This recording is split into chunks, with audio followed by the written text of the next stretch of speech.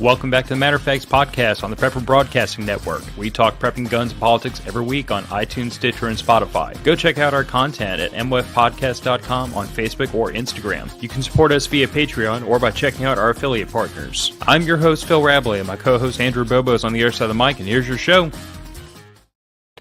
And welcome back to the Matter of Facts podcast. For those of y'all that are checking this out on the streams, this has all been pre-recorded because every now and then Andrew and I have to kind of cram one in where we can fit it, and usually that's 1 day after the previous episode has released, which would feel a little odd. Yeah, work schedule, and I'm traveling. I'm traveling, so I'll be out of pocket for like a little bit down the road here, and with one of the episodes, and then just my schedule gets all wonky during the holidays because there's like 4 holidays or so where we go off schedule, quote unquote. And basically it's just we shift days around so that people can have like Christmas off, and then the other guys can have to work Christmas and vice versa. And yeah, I was supposed to have Christmas off, but I swapped schedules, so yeah, it's been a bunch of malarkey. But yeah, I mean it kind of happens. It's what pays the bills. But like I said, did kind of want to get that out there. This is pre-recorded. Please like, comment, subscribe. If you're catching this, don't forget we recently jumped onto Twitter at the MOF Podcast. I don't know. We'll play in that sandbox and see how things kind of progress. If we develop a following over there, if it turns out to be a good avenue for reaching new people. So far, it doesn't seem to be, but I mean, yeah, social. It's. I mean, every bit of outreach, every channel of outreach that you have, it'll be better. But with like I said last episode, I'm not the biggest fan of Elon Musk. I do like what he's doing with Twitter, but yeah, we'll see. We'll see how it goes, and I don't know. See if we can't make people angry over there. I mean, Kyle from Phoenix, he gives us crap for not being kicked off of anything, and I have been trying to share like all kinds of different stuff on Instagram, and I've been trying to get us booted off, but it's not working. So I don't know what they did. Well, see, my working theory is that if you have a relatively small account, which I would count all of our social media followings as fairly small, it's better for them to just shadow ban the crap out of you. Which we are getting shadow banned. Oh, gee, look, and Andrew and I were talking about this recently. Like, I was going back through some of our old Instagram stuff, and like you can see where I was on a roll posting memes and getting 100, 150, sometimes up to 200 impressions per meme, and it was escalating. And then the very next thing I dropped, I got 5. And it was night and day. It was like a light switch. So I'm like, okay, I see what they did here. But my working theory is that if you have a relatively small social media following, they throw a wet blanket over you. They throw a wet blanket over you to put the fire out before it can get big enough. And if the fire gets beyond a certain point, that's when they have to just flat ban you because it's gotten too far out of control for them to just shadow ban you. You know what I'm saying? Like, once enough people are actively searching for your content, it's too late. It doesn't matter if you take it out of their feed or not. They're going to go looking for it. So I think, honestly, we're just a victim of we showed up on somebody's radar some kind of way, or the AI or the algorithm or whatever, and they just flipped the switch. Yeah. Oh, well. We'll keep trying because, quite frankly, every now and then when I really, really upset somebody by speaking truth, it tickles me pink. Yeah, I've been just trying to go hard on not supporting Ukraine or the war. I mean, I support the people over there, but I don't support the war. And the fact that I let me take that back. I support the people, and I support them fighting for themselves. I don't support the billions of dollars that the U.S. is sending over there. That's what I don't support. But I have very mixed feelings about Ukraine. I have very mixed feelings about a lot of things, though. Like, you've noticed over the years you and I've gotten to know each other, I'm not very... The things I am a hardliner about, there is no swaying me. I am 100% that direction. No one will ever turn me off that path. Most other things, I'm like, I kind of see it both directions. Like, on the one hand, the fact that we're funding this to the tune of billions upon billions of dollars that we don't have because we're already fighting our way out of an awful recession that's getting worse every day.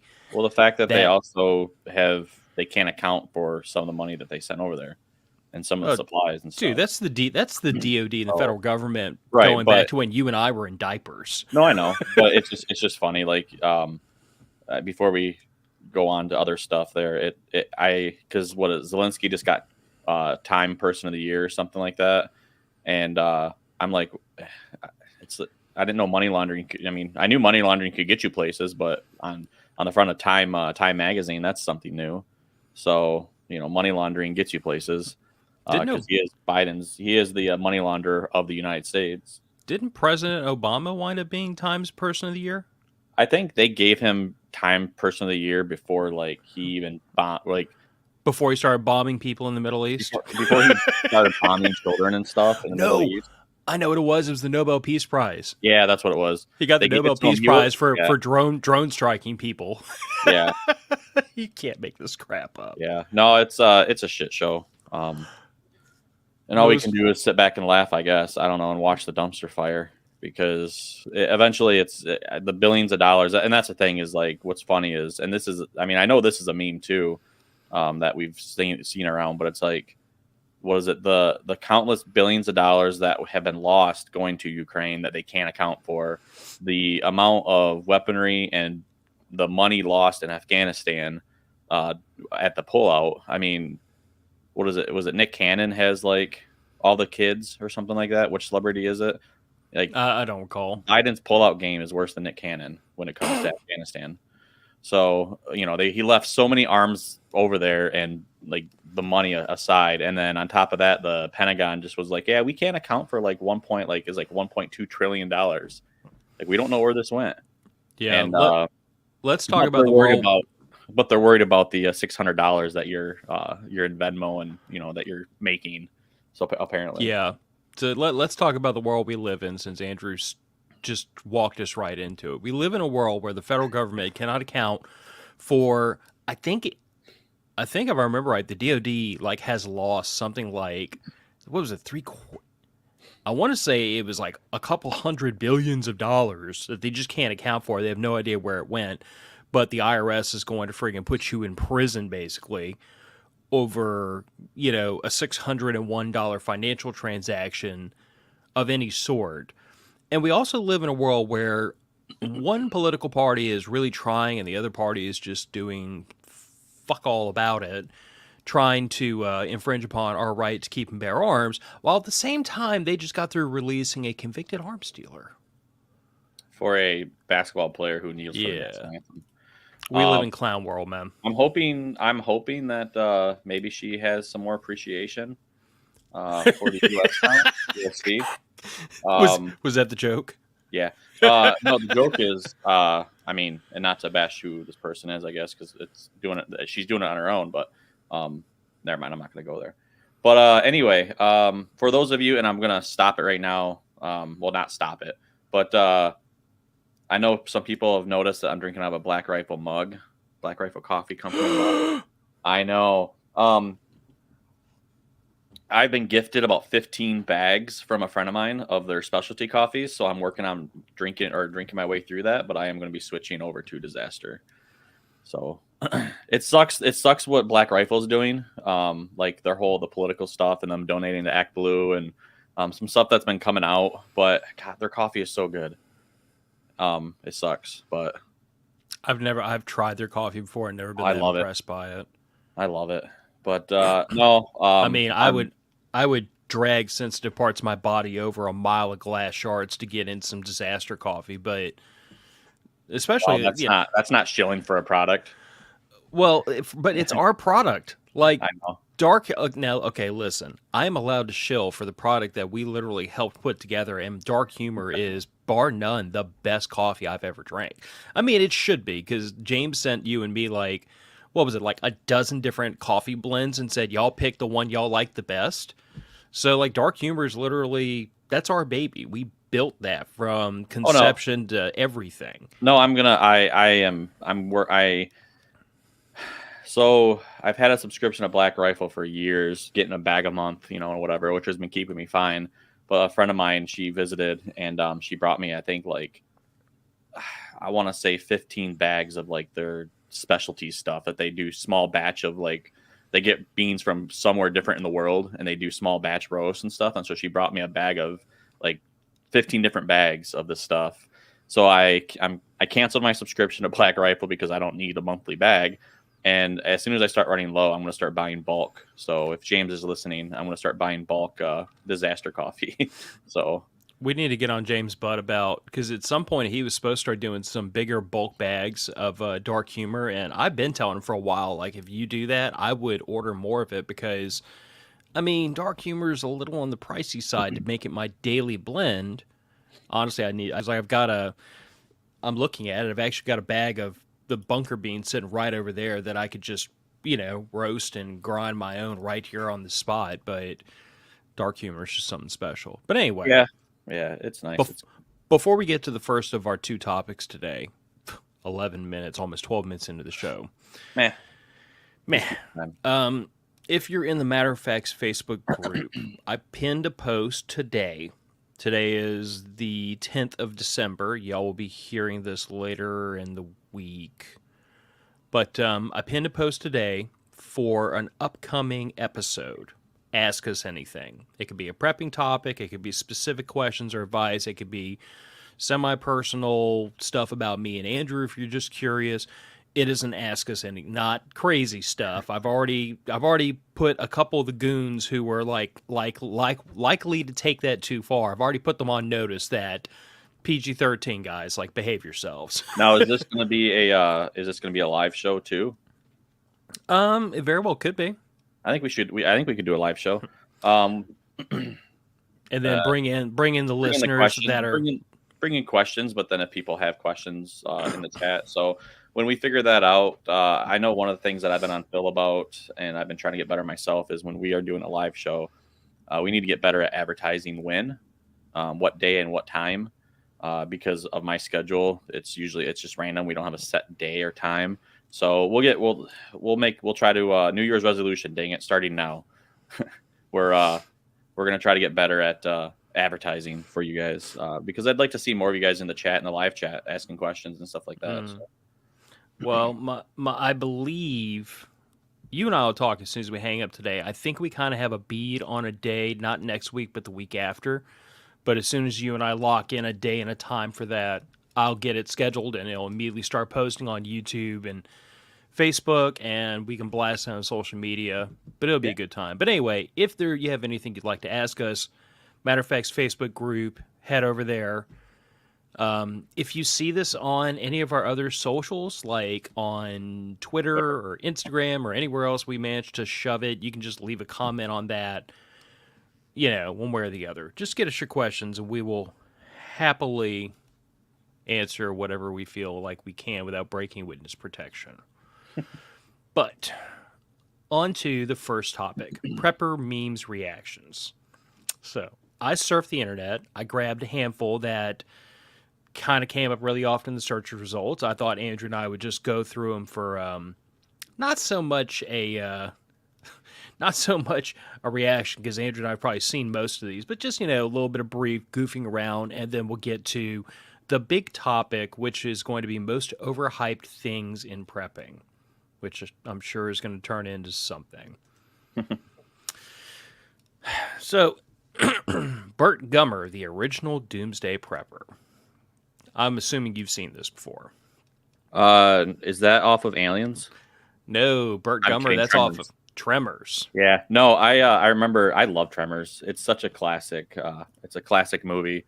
And I remember when I first saw that movie and I saw his bunker, Reba McEntire and him like unloading on the Tremor on the Graboid, and he's just pulling guns off. One, I'm like, they're hearing a shot for one, because all those large caliber firearms in that close proximity, and not one of them were wearing ear pro.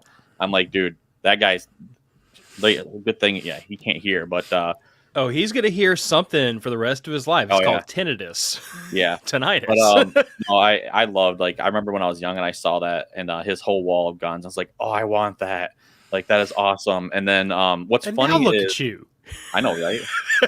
I need to get. I really want to do. I really want to get one of the. How do I want to word this?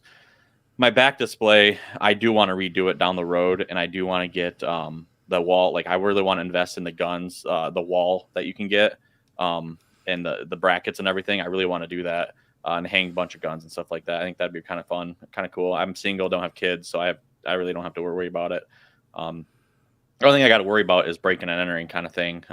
So we'll see how that goes. But no. What's funny about Burt Gummer too is he's like the only character that has been consecutively through every single one of the Tremor movies, that all the sequels and stuff, which have gotten worse as they've put them out. But he's still in them, and he makes them great. Oh, he's just. First of all, he is my spirit animal. I imagine there's a lot of people that grew up thinking they wanted to be Burt Gummer because he just stole the show in every one of those movies. But I don't know. I don't want to use the word role model, but crazy conspiracy theorist prepper with more guns than the National Guard. That kind of has a nice ring to it these days. If you have health care, a retirement plan, or a savings account, you're just a different type of prepper. Now, Andrew, where does that sound familiar? This is not my meme, by the way. I just found this. I mean, you. Yeah, and these aren't cherry picked. I literally just like grabbed the first handful. I did a Google search and grabbed the first handful of memes I found, but that one popped up and it resonated with me because it's something that we talk about very frequently. Is this idea that prepping's more than just beans, bullets, and band-aids. It means having money in a savings account, a 401k, and a retirement plan, and physical assets, and yada yada yada. It's prepping is a methodology to take care of yourself. Well, one day you're not going to be able to work, or you're not going to want to work. So you probably should have a way of sustaining your finances in perpetuity once that date is reached. And that's prepping. I mean, it's all prepping. It's just different aspects of prepping. Doomsday preppers be like, everyone is scrambling for TP and hand sanitizers. I do. The good old TP run of, was it 2019 or 2020? Yeah. Yeah, the great TP shortage of 2020. I do have to say though that dude, my wife and I were we were sitting there. I survived the TP shortage. We were sitting here at the house when all that happened, and we were seriously looking at each other. We couldn't connect the dots of why is everybody buying all this toilet paper? Like, did this many people have no toilet paper in their house when this happened, and they all felt like they had to run out and grab a case real fast? Like, why? Why was toilet paper the thing? Because, we had 2 cases sitting on the shelf because that's just our norm. That's not even prepping. That's just, we have 2 cases. When one of them's empty, we replenish it. We always have a case of toilet paper sitting on the shelf because why on earth would you wait till you get down to your last roll before you go buy more? Why would you wait till you, that's like, I don't know. It's preaching to the choir from one prepper to another and say you shouldn't wait till the last minute to buy more stuff you use all the time, like toilet paper. But at the same time, like most of us that have really been in this lifestyle for a while, in this mindset, when all this happened, we were giggling to ourselves because these knuckleheads were running around buying stuff up like it was the literal end of the world. And we're all sitting here like, do I have enough whiskey? Do I have enough cigars? Because I'm covered on all the other stuff. Yeah, I just being single and living by myself, I realized like how long like one of the big huge bulk things of toilet paper, how long they actually last. So like it's crazy. I don't remember even the last time I bought toilet paper. Just because it's like I buy the one big bulk pack, huge pack, and I'm single. Like I don't. It's like okay. But no, it's funny. The TP shortage is one to remember. Yeah. And just like that, people stopped laughing at preppers. Now, people do still laugh at preppers, but I have to admit, I've seen more interest from normies. I've seen more discussion in the mainstream. I've seen more I've seen less reticence and more interest in prepping from people I never thought I would have seen it from before in the last 2 years. It's been interesting. I've had people who, like, in a good natured way, not a mean spirited, malicious way, used to kind of like gig me about how I was a crazy conspiracy theorist prepper. And then they started coming to me saying, hey, what about this? What about that? How do I store rice? How do I store beans? What do I need to do? And they're genuinely wanting to know so they can build a food storage plan. And these are people who, like, 2-3 years ago, were like, yeah, Phil's a prepper. It's been a very interesting transition over the last 2 years to watch how fast the mindset shifted when things got a little bit scary. You know what I'm saying? Yeah. What's interesting is what is it? The conspiracy theorists too. Like, was I saw it? The one meme I think I saw it was like, conspiracy theorist pronouns, and it says "I told you" or "I was right" or I something like was that. right, or Yeah, I told you so. yeah. So yeah, it and yeah, I mean, preppers. The term prepper to me, it's still like, I mean, I'm on board with Randy and stuff. It still has like an odd sound to it, a negative kind of, ever since Doomsday Preppers, and even, I mean, not, and people still think of prepping as like, I mean, hoarding, and that's the one big thing is they call it hoarding, you know, and everything, but there more and more people are reaching out, and they're, I mean, things are tight right now. Money is tight. And so people are actually, they're putting, you know, I'm hoping that they do, but I've been seeing more people putting more food aside. I've been seeing, you know, and when I go to the grocery store, I'm seeing carts where there's not just, I'm seeing more people with carts that are not necessarily topped, but they have like more than one of the single item, like pasta sauce, say, for example. Like they'll have 3 or 4 or 5 in their cart. And they'll have a stack of noodles, or they'll have, you know, just, I've noticed more items being bought that are the same item together, which to me it doesn't necessarily say much, but it does tell me that, you know, they're just trying to put some up on the shelf. It's something that their family likes, and so they go through a lot of it. So they go like, so they're buying it in bulk. Like, I mean, that's what, I mean, that's what we're doing, is we're just buying in bulk is all we're doing. Or put enough up to where we don't have to worry about. Because that's one of the biggest things I hate is, and I still fall victim to it every once in a while. So if I want to cook something new, but I know right now I can go downstairs and I can make like some kind of pasta, and I'll be fine. Like, I don't need to run to the store. Like, I hate wanting to be like, hey, I'm going to do this, like something that I eat on the regular, and I'm running short. So it's what I need to get better organized about it. I'm still trying to figure that out, but it is what it is. Yeah, you just reminded me to make sure I had something on my shopping list. Pasta? No, nothing you were talking about, but it was in that same vein. It had me start thinking, because we're going to a grocery store this afternoon, and there's a couple things I need. But yeah, I mean, as far as that whole the word prepper has a weird connotation, or people allude to preppers being hoarders. I mean, I brush that off at this point, because there's a group of people out there that have always derided preppers and always will for any reason they can find. And it doesn't matter. I see no utility in trying to change the term we use to describe ourselves, or trying to change ourselves at all, if they're just going to change to a different tactic. Like, I guess what I'm saying is, like, you know how there's two methods of arguing, and one is arguing in good faith because I'm trying to exchange ideas, I'm trying to test my ideas and test your ideas and see which idea is the best idea. And then there's a malicious argument where a person has that, like, their only goal is to prove you're wrong and they're right. And their arguments are not based in reality, they're not based in truth, they're not based in fact, they are based in whatever makes you admit you were wrong. I see this in the same vein. To me, this is very much in the same vein, because these people will not ever admit prepping is a good idea. They will never admit prepping is useful. They will never admit prepping has utility. They would never admit you were smart for prepping, because to do so, they feel takes something from them. So no matter what we do, they're going to change tactics to continue to prove we're wrong and they're right.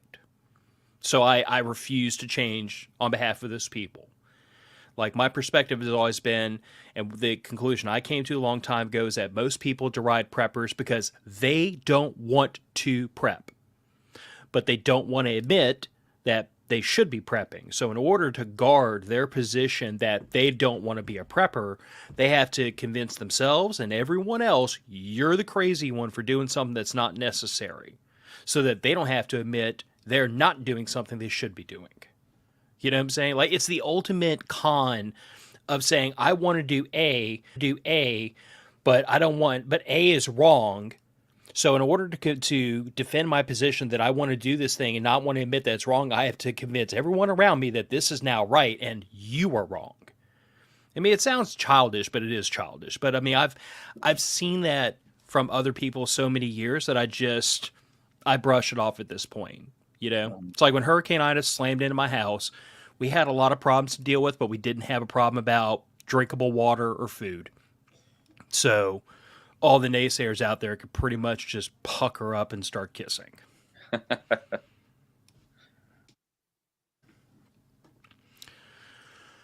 If people will do this over a TV, what happens when the food runs out?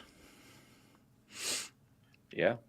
I mean, you see it in, I mean, other countries, like when Venezuela and stuff like that, like the price of stuff is so high and food is, they're having a hard time with food and stuff. And you see riots and you're seeing stuff in the streets. And, but yeah, it's interesting. Black Friday always cracked me up. Like the thought of Black Friday, like you just got done with a holiday of giving thanks for what you've had, what you have and your family and stuff like that, and then you run out, like you're going out the next day and you're fighting people for, like, I remember when the people were fighting over like Tickle Me Elmo.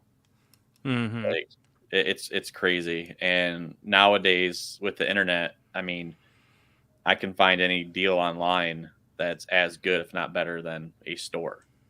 And I mean, and you know, that's the thing is, you know, you almost want to be careful because of the fact that it's like, okay, well, a store, you're keeping money in, like the not necessarily local, especially with like a Walmart or something like that, but you're helping to support local people with at their job, basically. You're help, you know, and but at the same time, I don't want to deal with crowds, so I'll just buy it online. Well, and let's also say that the reason why, because like I remember years ago, it when I realized how many stores were open on Thanksgiving and Christmas Day, and it was kind of a shock to me. But it was pointed out, like, you know, people are still out getting groceries and doing shopping and doing all this stuff on Christmas and Thanksgiving Day.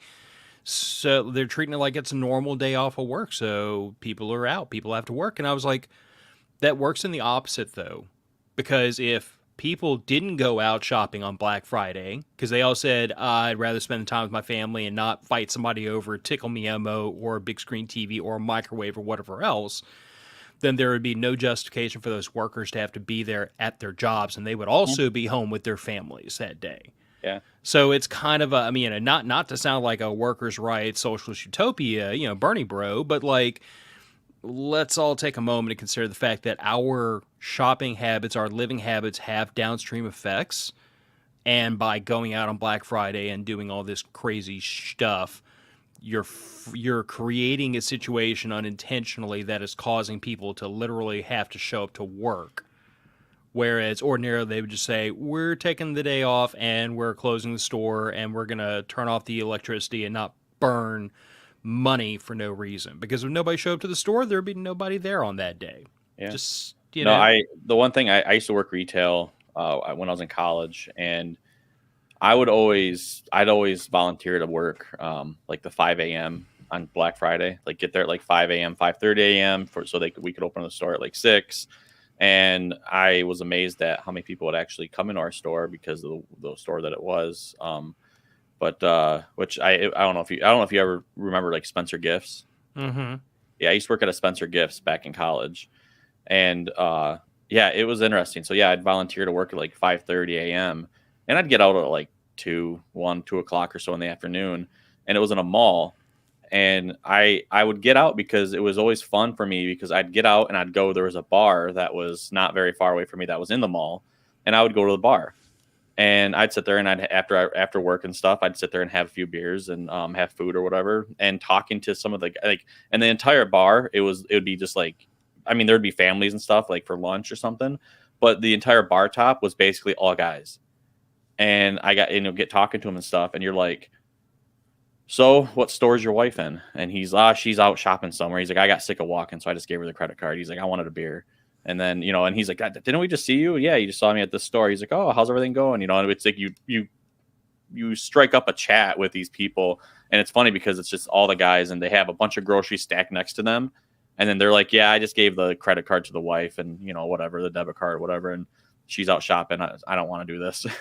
So that was comical. I did that for a few years straight, and it was always fun to see. The funny thing with that crazy prepper relative, they amass a 20-year supply of toilet paper, but only a 90-day supply of that heart medication they need to survive. Now, I don't want to say some people out there in the audience are taking this one on the chin, and some of this is kind of based off the fact that some of these medications have an expiration date or require refrigeration or a variety of problems that or makes, you can't get that. You can't get like because your doctor, your pharmacy, your doctor, and your insurance company. Nobody will approve you to have more than X amount of supply. Yes, beat me to the punchline.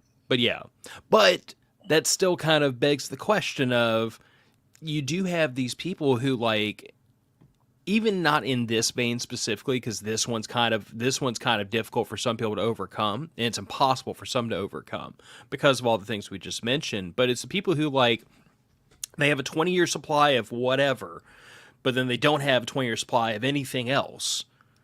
And it's like, if you have a 20, like, let's take ammunition as the example. If you have literally lined your garage in ammo cans and you have enough ammo to last through the apocalypse, but you only have 2 weeks worth of food, what in the hell are you doing? What are you doing? Like, I guess that, to me, that was the takeaway of this for me. But, like, the people in this exact situation, because I mean, you have family who are in this situation, I have family who are in this situation, who take daily medications, and they can't get a lifetime supply of it. Like, and it's not even a money issue in a lot of cases. It's the stuff just doesn't last that long. So if the supply chain ever falters and the stuff stops rolling off the assembly line or stops getting delivered, they're done. There's nothing anybody can do about that. Yeah. This one, the first thing that popped in my head though when I saw this was how much of a paradise that is for mice. Like, that's the first thing that popped in my head was like, man, they're gonna get a surprise when they they get like 4 rows in, and that it's all destroyed. It's all eaten up because mice got in there, and you have mice nests all through that whole entire thing, or rats, depending on where you're at, I guess, whatever. But now that's just overkill. I mean, really, who needs 2 bikes? So what were we just talking about? About somebody who just amasses so much of any one thing.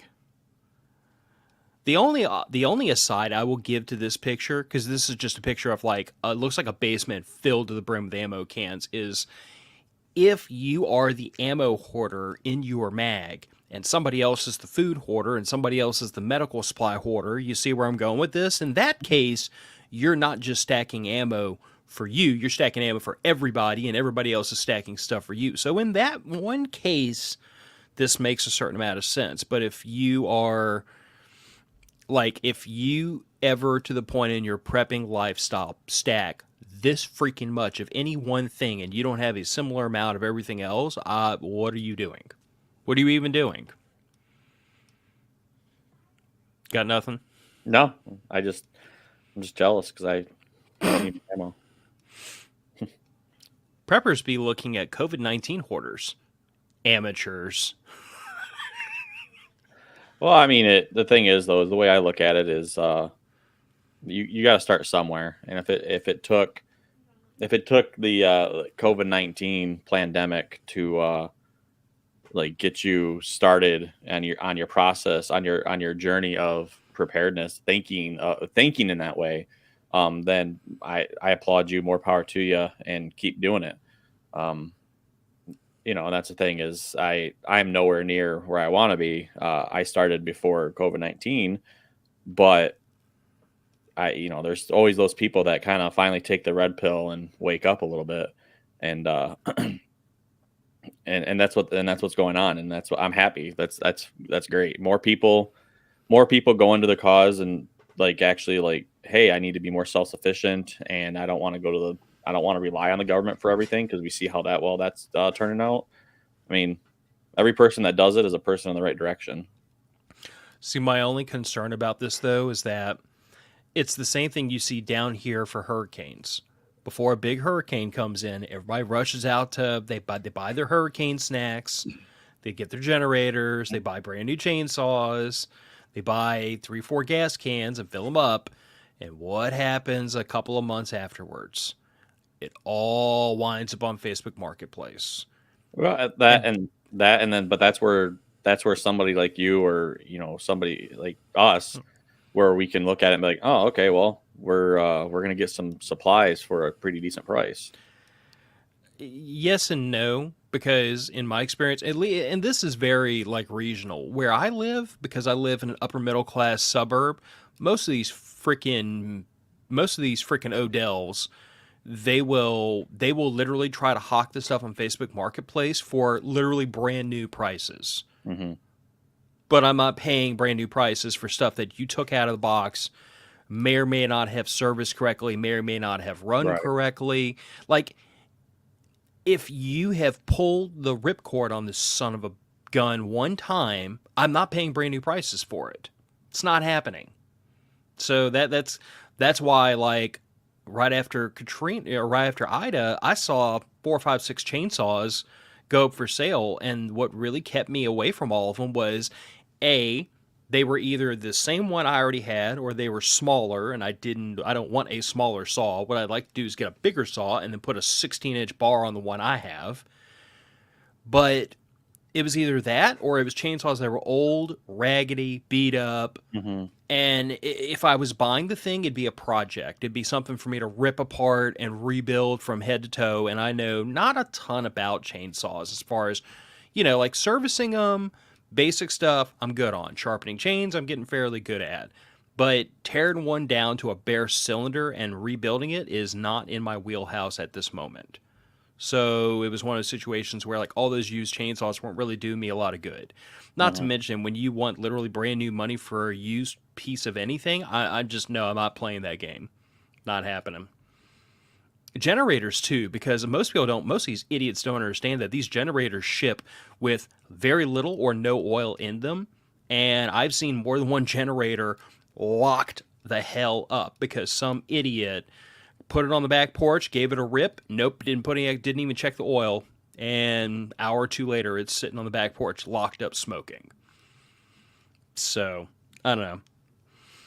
I guess what frustrates me is like, if you're right, if COVID-19 or the hurricane or the whatever is what got you prepping, the more power to you. Awesome. Glad to have you. The thing that frustrates me is as soon as the emergency goes away, most of them stop.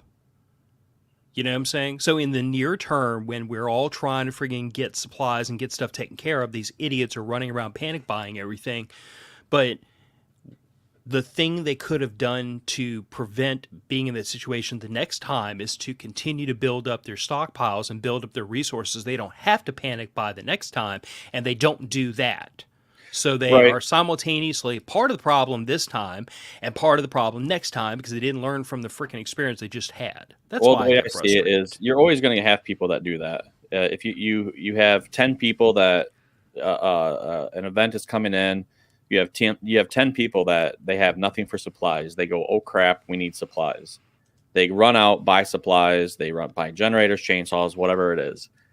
6 of those people will probably turn around and sell all that crap when everything is over. The 4 that don't, I'm hoping, and this is just rough numbers, I guess, but I'm hoping that like the 4 that don't, hypothetically, I'm hoping that they continue to build on their experience, their supplies, and stuff like that. So I mean, even though you're seeing that, I know not everybody is doing it. I'm hoping that it's that a few of them are keeping that generator, keeping the chainsaws, keeping the gas cans and stuff like that, and using them for the next time. So, Well, but you know what? It's at the end of the day, who gives a crap? As long as you can take care of you and your family, and then that's all that matters. I will say this much: as much crap as a bunch of people gave me about not having a chainsaw before a hurricane, I had to drop 3 trees on my property and 2 on the house.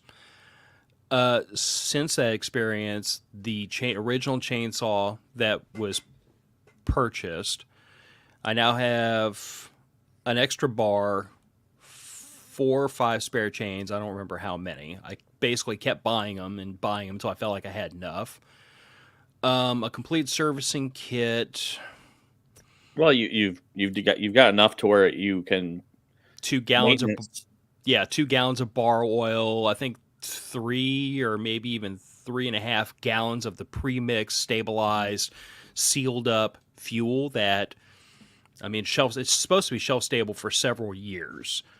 So I mean, Right. the So idea was, you're serviceable. You're with what you have, it's serviceable for years. I mean, you have enough to where you can get through something for a longer period of time than what you're planning for. So and that's the whole purpose. yeah. Oh, Guess what I'm saying is take one in the teeth and learn from it, or take one in the teeth and then come out of it as stupid as you were the day you went into it. Those and are I your mean, and that's options. your mentality, and so unfortunately, other people's mentality is, now we'll just go to the store and we'll get the supply again. Which Hmm. when they go to the store and they can't get the supply, that's when they're going to start panicking. So let them panic.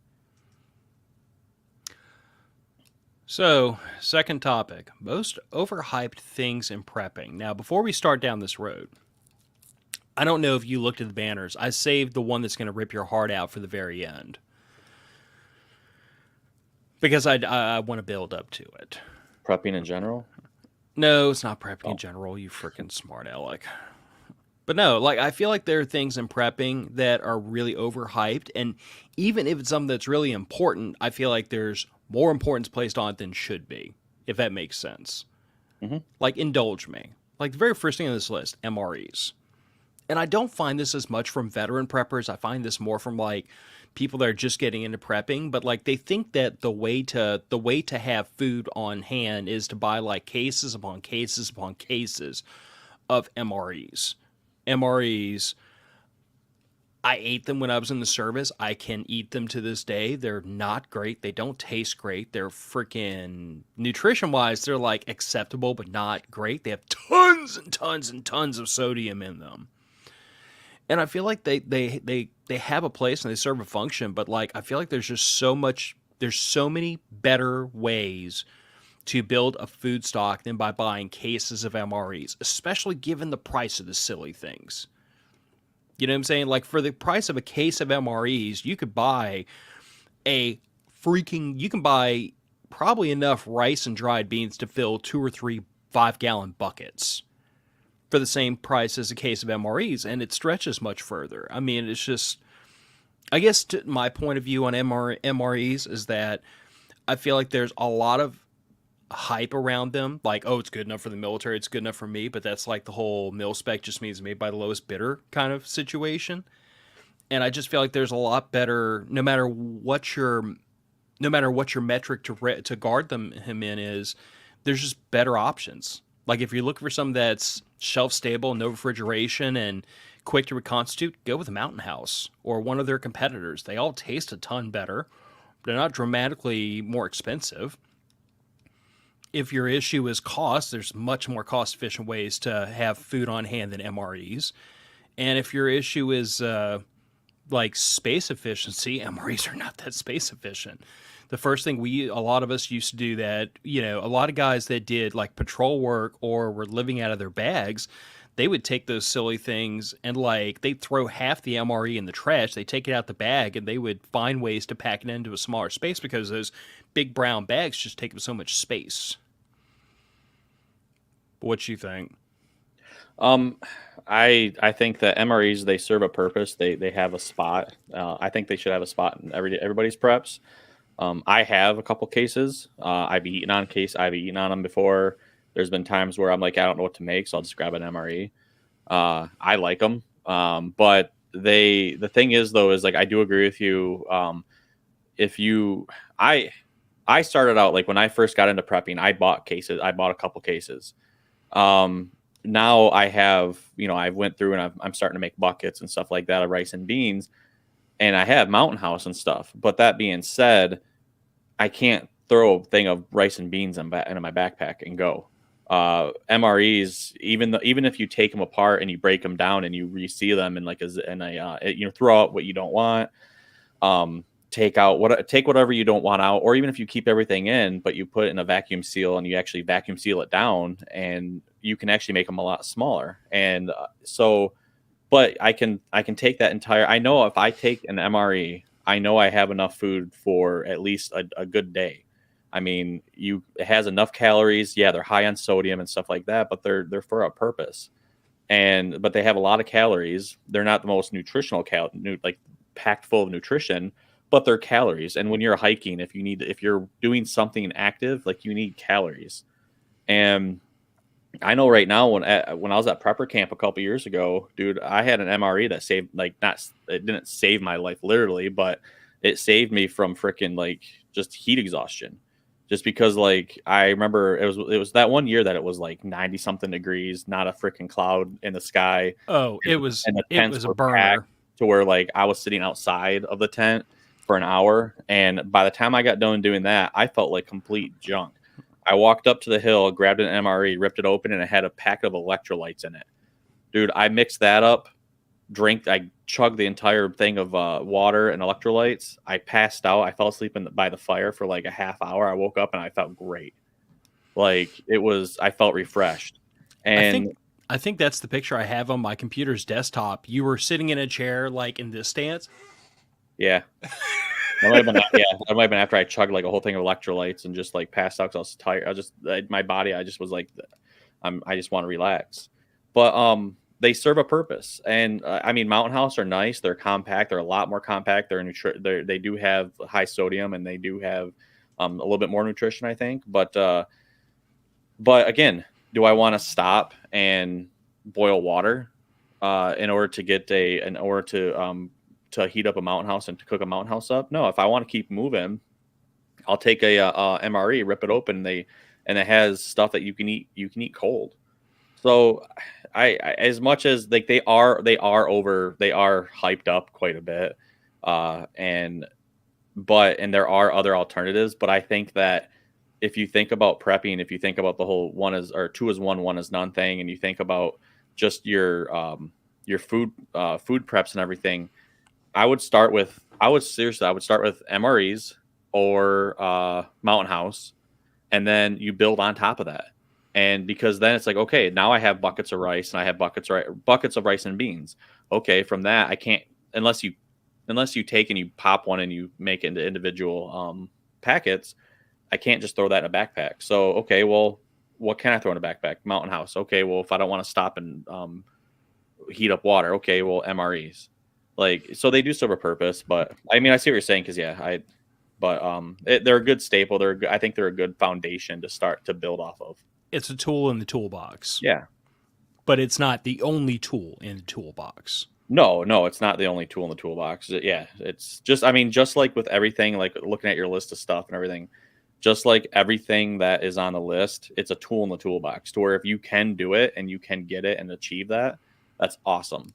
But don't just solely rely on that because you're not going to make it. Tactical clothing. I didn't really know how to spell I hate the this. word tactical. I know, I do too. I don't know another term for it though, because like you have these. Okay, what I'm thinking is like you have these people who they think. How do I go down this road? Because I was about to say like they think they have to have like Solomon or Keen or whatever high end hiking or tactical boots or nothing else works. But I have a pair of Solomon boots because they're amazing. Yeah, amazing hiking boots. Crap. But I guess where I'm going with this is like there are those people who think I have to have this $60-$70 pair of imported, new hotness friggin' pants I saw on this hiking YouTube channel or this overlanding channel, or nothing else will get the job done. Or I have to have this super expensive $300-$400 rain gear, or nothing else is going to get the job done. Or I have to have these, I have to have this piece of gear because this is the only thing that will do the job I need done. And that's kind of where I go with this. Like, you and I have had this conversation around firearms. We've had it around support gear. We've had it around a lot of things. That there are very often, is the more expensive option the best? Sometimes it is. Sometimes it's certainly better than the cheap stuff, but the cheap stuff will get you a lot further down the road than most people realize. Most of my Minuteman gear, if you want to call it that, it's like an old USGI pistol belt, and it's a medium Alice pack, and it's a lot of stuff that's like, like 80s, 90s, early 2000s vintage U.S. military surplus, and it works, and it's cheap, and you can get it at almost any Army surplus store in the country, and it gets the job done. It's not, Eberly stock. It's not the new hotness. It's not that cool set of overlanding pants you saw on YouTube, huh? I feel attacked. But I guess I really stock. No, and that's the thing is like again, and with this whole tactical clothing thing or the tactical thing, I'm not a big fan of like when they put in their description something tactical. Like I'm like, they're just they're marketing to like the gear nut to the ninja, the mall ninja or whatever you want to call them. But some of that is also the Google search algorithm. Oh yeah, no, because I'm just throwing that out there. Yeah. Some of that is because they hired somebody that actually knows what the hell they're doing, and they said, "Hey, we need search engine optimization. What terms do we put in the description of this to make it sell?" Like, yeah, some of that's just there because of that. Oh yeah, no, I know, and that's the thing is like like when it comes to like say range pants and stuff like that, like I know people who have the Cry Precision. I know people like there's some of them like I've been researching a company out of they're overseas. I can't remember exactly what country they're from, but it's called like UF Pro or something, and they have some pretty expensive pants. And I've been looking for something that might be a good range pants, but it's just like, well, do I want to spend $250, $300 on a pair of pants that might get ripped up? Like, not really. So generally, I mean, and like I'm a big fan of like the Victos company, and their pair of jeans I've worn them on countless, and they're like I think with the discount I think they were like $60 or something like that for the pair of jeans, and then the stretchy material and like kind of thing around the waist, and they got spots for mags and stuff like that, like they're built in. I've used those on countless range trips. I've used those on countless trainings like with NBFI and stuff, and like they've held up great. They haven't ripped. They're holding up good. They're comfortable, and that's the biggest thing is you want something that's comfortable. Now, if I want something to look cool, then yeah, I guess I'll spend the money on it. But as far as backpacks and stuff go, like you get what you pay for. Like you'll see the whole tactical thing, and it's a $20 backpack that doesn't hold up to nothing. I've spent money on backpacks. I've bought multiple Maxpedition style backpacks, but I swear on those. I have the one Maxpedition bag that I've had for the longest backpack I've ever had. I used back when I was with Search and Rescue, and I've walked through rainstorms with that backpack, and it like, hold on, I think my camera died. Yeah, I think your camera died. But yeah, I've walked through countless rainstorms with the Maxpedition bag, and it holds up fine. It's no rain has ever gotten in, nothing. And I have an Eberly stock. I have a big freaking Eberly stock bag with an in-frame, with a frame inside of it. Like, it's crazy. That thing, it like hiking wise, like I bought it for long range hiking and bugging out. So yeah, the whole tactical thing, it's overused, I think. But I definitely wouldn't pay extra because it says tactical. Like, that's what I'm getting at. I guess kind of my perspective is like, I wouldn't I don't want people to go into this assuming that you have to have the new hotness or the most expensive gear to get into it. Because like, like my normal, honestly, what I wear on an average day, although it's the exact same thing I wear like when we go camping or hiking, I wore them at prepper camp, is I've got these Wrangler, just like, you know, polymix Hicks trousers, and they're lightweight. They don't get really waterlogged when you sweat into them a bunch. They've got cargo pockets that aren't like, the big top loading bulky button ones. It's just a little quick zipper. They're low profile. They fit tight enough on my legs. They don't get snagged on stuff, but loose enough that they don't chafe. And they are just a basic serviceable pant that costs like $25 at freaking Walmart, I think. Or maybe I think I got these at Walmart, or I might have got them at maybe Academy. I don't recall. But the point is, they're cheap. And then when I get in the winter, what we call winter down here, but when it gets genuinely cold outside, I have some heavier weight Dickies work pants that are denim that I switch to. And that's just because they're thicker. They hold in a little bit more body heat. These I will get cold in if it's cold enough outside and I'm out in them long enough. The Dickies will hold my body heat a little bit better. But I switch back and forth between those two, and neither are really expensive pants. Like, I don't want people to get all wrapped around the axle. Think of it. You have to have really expensive stuff to get out and go and do these kinds of things. And I don't want people to think that you have to have the new hotness in every little aspect, or you may as well not do it. It's like the whole argument about firearms. Should everybody have a really, really nice high-end AR that is like put together by experts and can run till the apocalypse? If you can afford it, sure, but don't think that you can't make a whole lot of noise with a Smith & Wesson or a Ruger either. Mm-hmm. Solar everything. Now, I will wholeheartedly say we have a couple of solar nerds in our group of friends who know more about solar and battery power and battery stations and backup power than I have managed to learn, and I stand in awe of their knowledge, and I love having them around because they know so much more about this stuff than I do. However, I do think there is more emphasis than might be warranted placed on everybody being able to solar everything. You know what I'm saying? Like, I find a lot of discussion around this needs to be solar, that needs to have a battery backup, this and the other, and then people totally overlook a good old-fashioned 5 or 6K gas-powered generator. Or people totally overlook, like, more traditional, long-standing methods of backup power or wood-burning stoves, or, I mean, hell, like, you and I brought that up after Hurricane Ida. Electricity was out, but we still had natural gas plumbed into the house. I still had 2 full propane tanks on the back porch. And we've got, I don't know how many little MSR cans or whatever, like stacked around. I mean, we've got ways to boil water and cook food. But if everything else would have gone bad, I got a half quart of firewood out there and I got a wood line full of it. So it's like, I'm not saying solar's not a great thing. I'm not saying solar in combination with battery backups, this is something to invest in. I'm just saying that to put all of your eggs into that one basket and totally overlook these other methods of alternative energy production, alternative cooking, to me seems a little counterintuitive.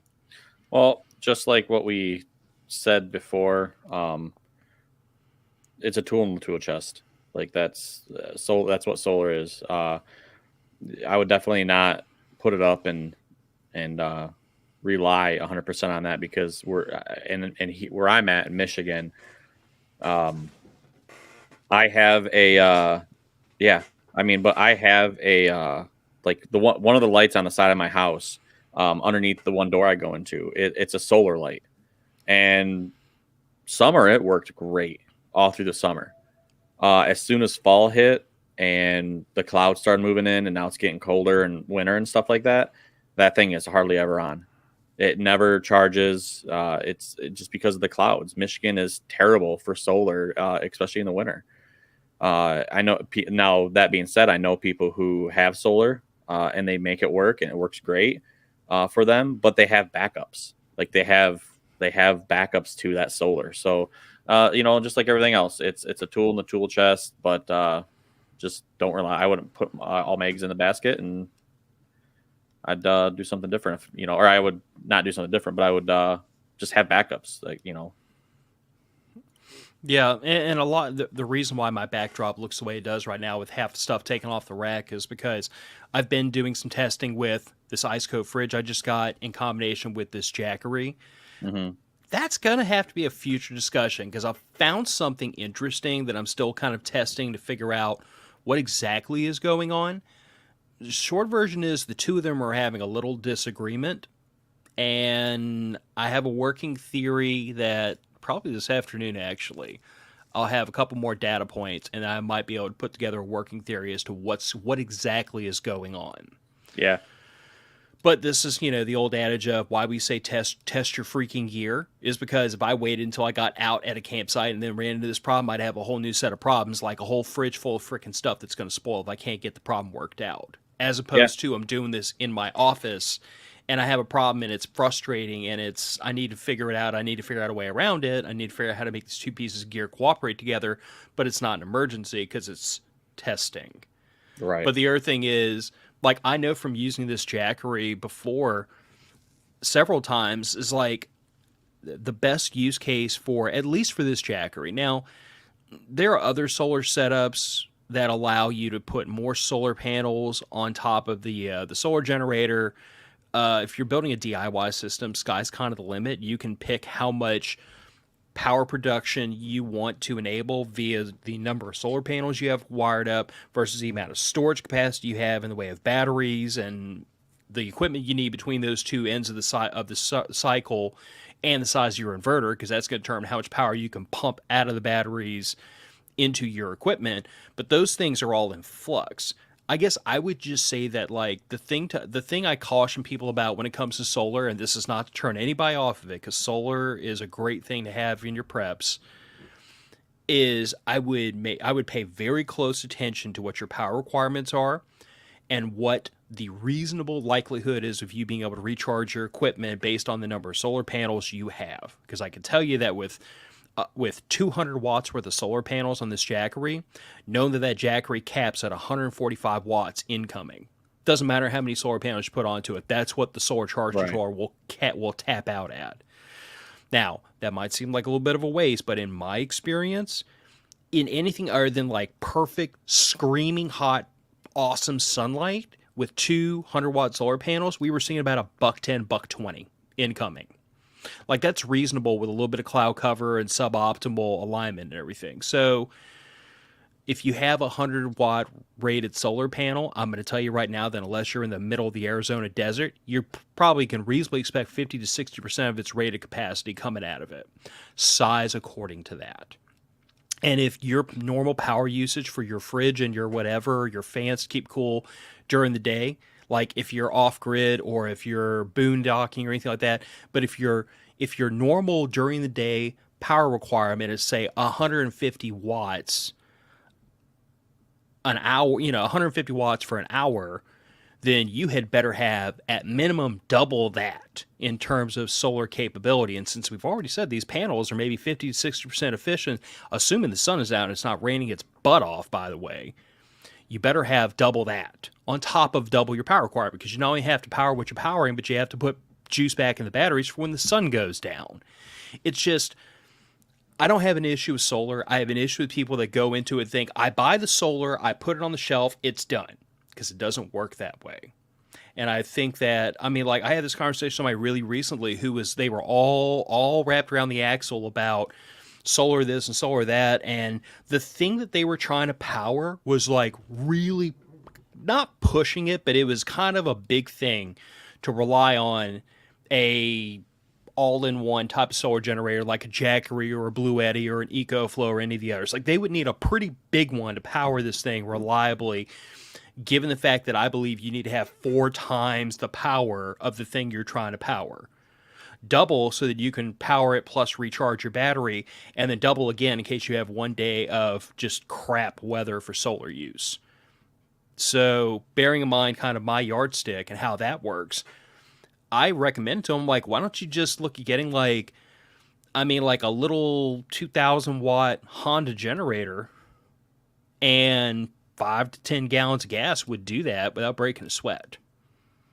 And it cost as much, if not less, than the solar you're talking about getting. And then, 5 to 10 gallons of gas in one of these little Honda inverter generators will run for a week. So, I mean, you know what I think it was? It was a CPAP in that particular case. It wasn't that it was a huge appliance, although I have had that same discussion with other people. But this was more of a, what's an economical way to do this and power a campsite?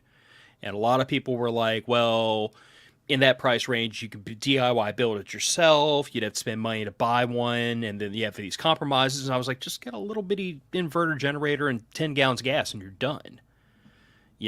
I mean, I don't know if you've been around a little Honda inverter generator like I'm talking about, but they are mouse fart quiet. Oh yeah, they're quiet, but it all depends on what your footprint, what you want to, like, what your sound profile is.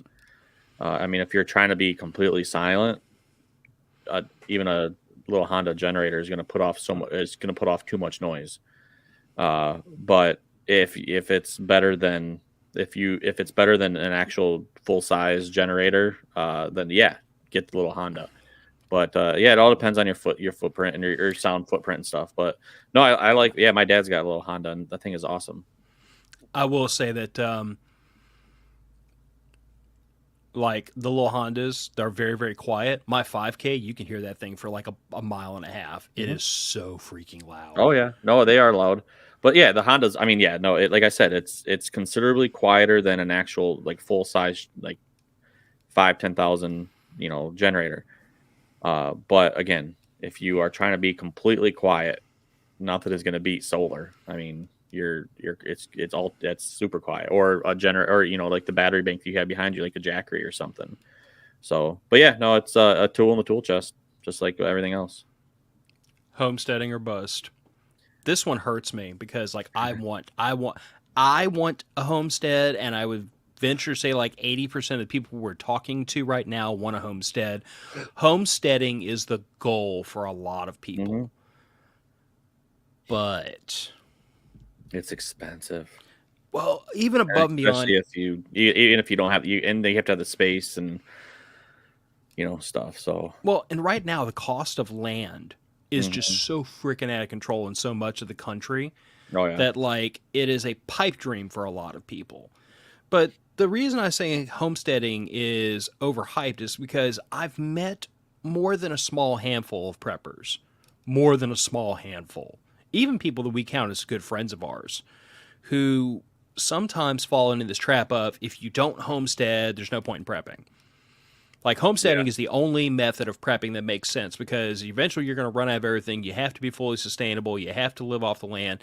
And if you're not making steps towards that, you might as well not even prep. You're not a prepper. And I don't think they intend for that to come across as gatekeeping, but it does come across that way to me. And it's frustrating because like you and we've had this discussion with like friends of ours, friends of yours that were guests on the show, who live in an apartment, and their method of prepping has nothing to do with homesteading. It is all about, this is the environment I'm in and this is how I prep.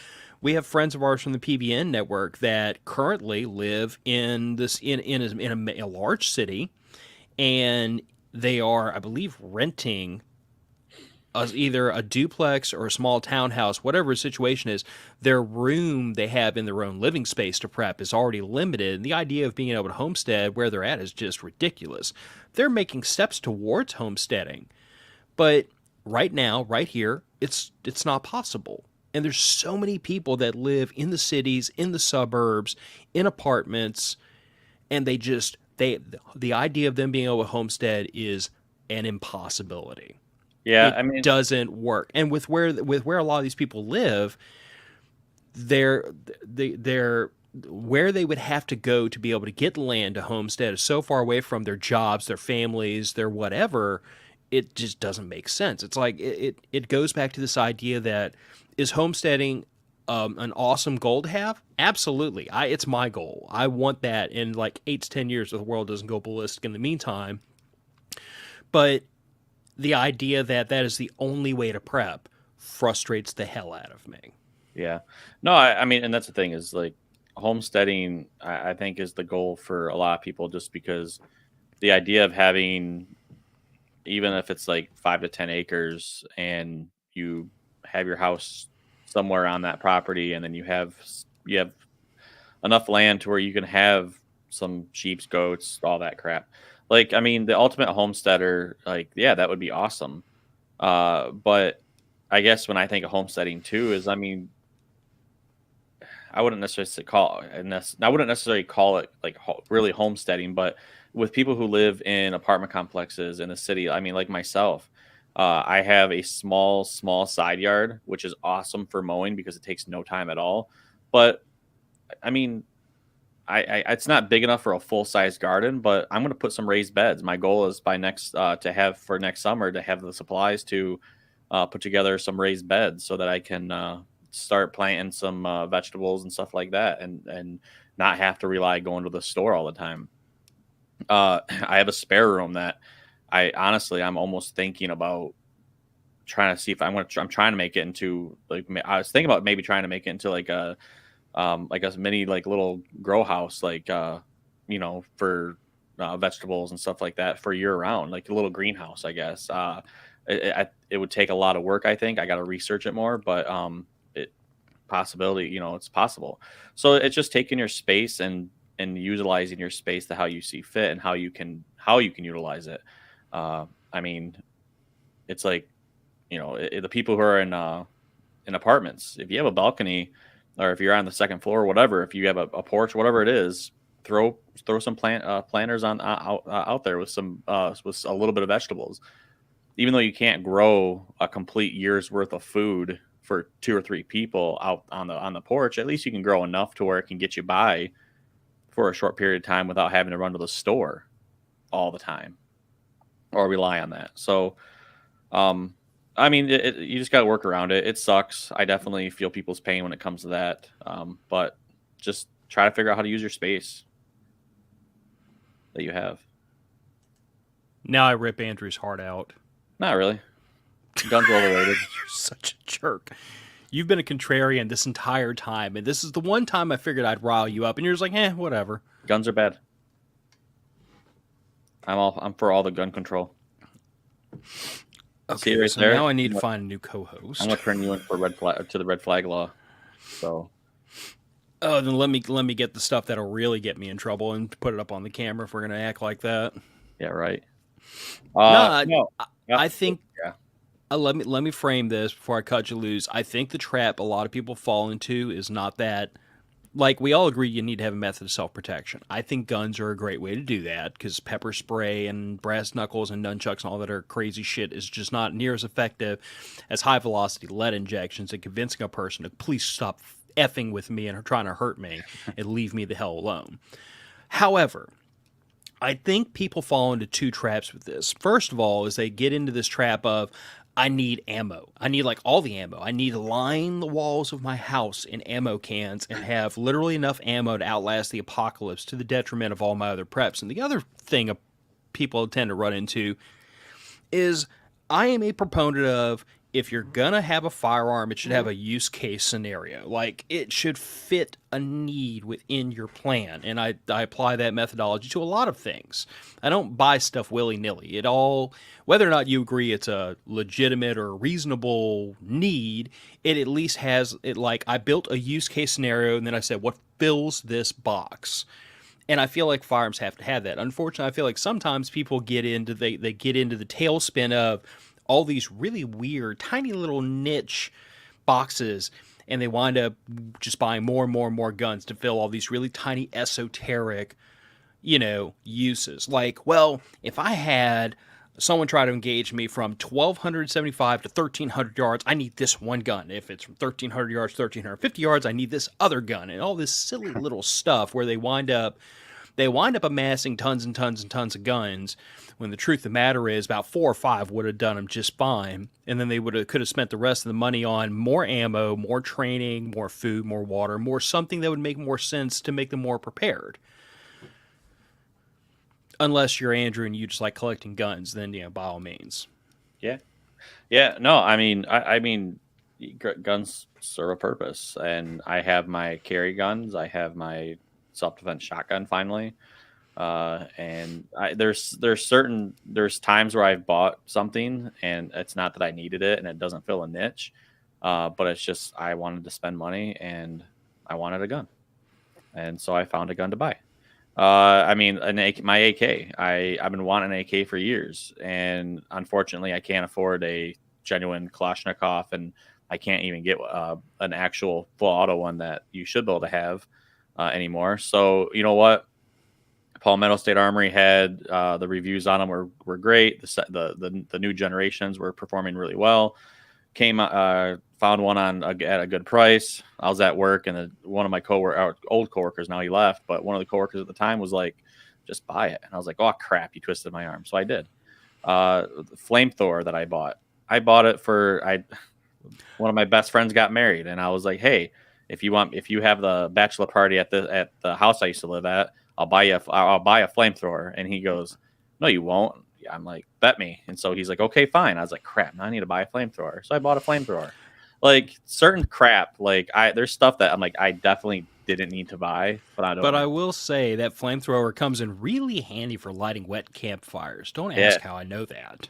Yeah, right. Prepper camp one year, I don't know. Prepper camp 2 years ago, I think it was. Yeah, it rained the entire stinking time, and I have pictures of Andrew with the flamethrower lighting the campfire up. I don't know how we didn't get kicked out of Orchard Lake for that stunt, because it was not subtle. You know, their shenanigans they're pulling now. I have to think it's part because of some of the stuff that we did, but you never know. But no, that being said, I mean, like I've bought guns, I've bought firearms just off you know what, I want one, and I'm like, this one is cool. This is one I've been looking at for a while. I'm gonna buy it. Like, and I honestly, like, since I've gotten my house, like that was when I was renting an apartment or renting, you know, with a friend of mine or whatever. And I like basically like I didn't have much room for food. I had stuff stacked away, but I had more room for guns. You can fit in a way better area, a smaller area than you can buckets of food. So I would just stack firearms and stack some ammo. And now that I got my own house, I have room for my other preps. So like I've actually been focusing on my food, my water. I've been stacking water. I've been stacking, you know, I got buckets and stuff that I'm putting together, and so my priorities have shifted. And so, you know, and that's what I hope I hope that their priorities shift from time to time. And, you know, if you want, but that's the thing though, is like guns are too much fun. Like not have them. And that's the thing is some of these people that are the anti-gunners and stuff like that. It's like, have you ever went out and actually shot a gun? Like, you know how fun it is. You know, it's that's a whole nother rabbit hole. But no, I mean, but I do agree with you 100% on the fact that like you can have all the guns in the world and you can have all the ammo, but if something were happening, and I mean, even like in Michigan, a snowstorm rolls through, are you going to be that one person? You have all the guns in the world, but are you going to be that person that's running out to Walmart or Meijer here, you know, local grocery store that in Michigan? Like, are you going to be running out there and trying to stack food and supplies? Like, if you are that person and you have all the guns, your priorities should be shifting. Like, you should be shifting to, well, you know what? Maybe I should stack some food and water just in case. I mean, I'm comfortable enough now where if we had a winter storm roll through, either A, I'm not going to do jack crap except get the shovel ready now, or I'm just going to go to the store and buy a couple different fifths of whiskey and flavors I haven't tried before because I'm going to be snowed in for a couple days. But no, everything we've talked about, you can go overboard with. But everything we've talked about, from MREs, tactical living, solar, and homesteading to the guns, it's needed. It's not, I said it's not needed, but it's a good thing to have. It's a tool in the toolbox, just like what we kept saying from MREs. It's a tool in the toolbox to have. And I mean, I like multiple tools. I have tools for many different things, and you know, what's nice in Michigan is now that it's colder out, I can carry a CZ SP01 full size, full framed 9mm on my hip, where in the summer I can't. But you know, and I guess that's a niche, because now it's like, oh, I want to be able to do that, so I can do that now. So, well, I mean, if you think about it like this, you have a summer carry gun and a winter carry gun, and down here, because it never really gets that cold, I have a normal carry gun and a deep carry gun. My little J frame that I ankle carry, which is like if I'm wearing dress clothes or if I'm wearing something that I just don't have a good way to conceal. Like if I have to tuck my shirt in, then normal inside the waistband holsters become a problem very quickly. So in that case, if I have to tuck a shirt in, like if I'm wearing dress shirt under a coat and dress pants or slacks, I'll ankle carry the gun, because then when I take the jacket off, I don't have, the butt of a handgun hanging out of my waistband. But I guess that's just kind of my caution about guns. Is like this AR that's hanging up behind me. That is nothing special. It is a fixed stock with a 1-6 with an 18-inch barrel and an ALG ACT trigger in it. It is nothing special. It's built from good parts. It's Aero Precision uppers and lowers. It's an Aero Precision rail. It's a Faxon barrel. It's a Toolcraft nickel boron bolt. I spent money where it made sense to spend money to build a robust rifle, but it's not it's not the new hotness. But it's damned accurate. It's stupid reliable. And is it like the perfect gun to be wielding inside of a house from me having done drills with it? Absolutely not, but I can make it work. Because this is like the conversation we've had in the past about how I know people who went through urban combat training with 20-inch M16A2s. There are ways to make that work. So I just encourage a person that if you have 2 or 3 firearms and like you're covered for most of your conceivable engagements, but you're really short on food, water, medical, and everything else, rather than go down the rabbit hole of I need more and more guns, you probably need to invest in ammo, training, and all the other aspects of prepping, instead of saying, well, I need a gun for hallways, and I need a gun for the front yard, and I need a gun in case I'm shooting out past 100 yards, and I need. Like, that's really where I was going with that, and that's where I've gone with a lot of this. It's not to say any of this stuff is useless or doesn't have a place or isn't fun to have or useful or genuinely better than the alternatives, like the whole tactical clothing discussion. There are backpacks out there that are much better than a medium Alice rucksack. Much, much better. Andrew has most of them. I'm jealous. There are tents out there that are infinitely better than the cheap stuff. I think Alps mountaineering, what I tend to default to, is kind of the delta where price performance tend to meet for me. But if you want better stuff, there's better stuff out there. None of this is meant to say that any of this stuff is useless, because it's not. It's just don't get stuck with the idea that I have to have the $1,000 tent or the $100 pants or the $400 backpack. Don't get stuck in I need 14 rifles when 3 of them would do the job. Don't get stuck in the idea that my entire food stock has to be MREs. Don't get stuck in any of these things. Everything is tools in a toolbox. You figure out what tools you need to work your situation out. You pursue those tools, and then you look at other tools that might perform better, cost less, fit your use better. But what my concern is that people that, especially that first come into prepping, there is a lot of marketing directed at them saying that they need these specific things. And I just try to caution people, these specific things are good things to have, but they are not the only things out there. And they're not even the best things in some cases. Just depends on your situation. Yeah. Yeah. I can always tell when Andrew's ready to cut the show off, because his answers go from being extremely contrarian and like constantly butting heads with me about everything to single word answers. Yeah. Like that. No, I mean, there's just nothing else we can say. It's, I mean, without beating a horse to death over it. I mean, it's just get your stuff, and if it's MREs, try MREs. Just get your preps in order and test them out and train. Yep, please, for the love of God, test your gear, test yourself, practice with all your stuff. Do not ever fall into the trap of thinking that you buy stuff and put it on a shelf and now you're a prepper. That's not how any of this works. The difference between a prepper and a hoarder, by the way, is a hoarder can't throw stuff away. A prepper chooses not to throw stuff away because it is useful. That's the difference. But one more time, if you're in our Facebook group, please go into that pinned post and leave us questions you'd like to talk to us about. You can also go to mofpodcast.com, hit the contact form, send me and Andrew an email and say, hey, I'd like to have this question answered on air. Or you can join us. We don't know exactly what day or time yet that Christmas week episode will be. It'll be the week before Christmas. We'll announce it once we have it figured out. But you can also join us live in the comments, and you can ask us questions. It's Ask Me Anything that does not violate witness protection or statute of limitations.